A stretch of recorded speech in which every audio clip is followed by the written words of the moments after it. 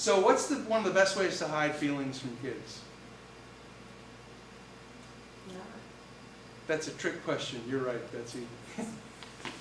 You can't hide things from kids because we have mirror neurons. So I'm going to tell you another fun story. So these researchers were working with monkeys in Parma, Italy in 1995, and this guy walks in, this researcher, with an ice cream cone, and the monkey, who's sitting there with an electrode in his F5 region, which is the equivalent of the motor cortex of the human brain, the monkey's brain goes like this as the guy is eating the ice cream cone.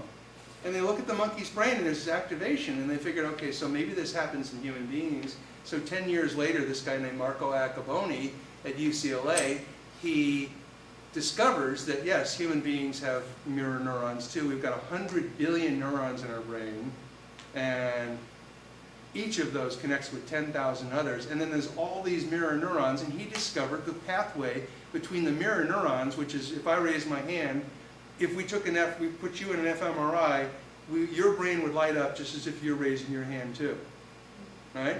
So now we know that emotions are contagious in families because the mirror neurons actually do connect into that center of the brain called the emotional brain, the amygdala in particular.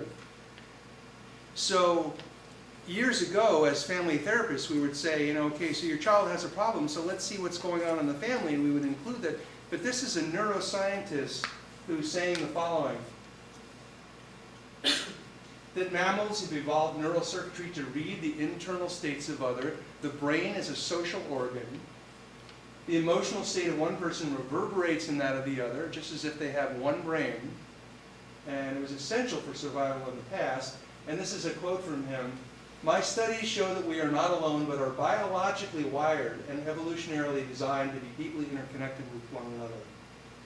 And so the bottom line with all this stuff is that it behooves us as parents to sort of handle our own emotionality in constructive ways, and that we become not just a teacher of our children with these skills, but be a teaching, that we model this for them, and that our teachers learn these same sorts of tools for how it is that we settle down our emotionality by expressing it constructively and also talking things out with people in healthy, constructive ways.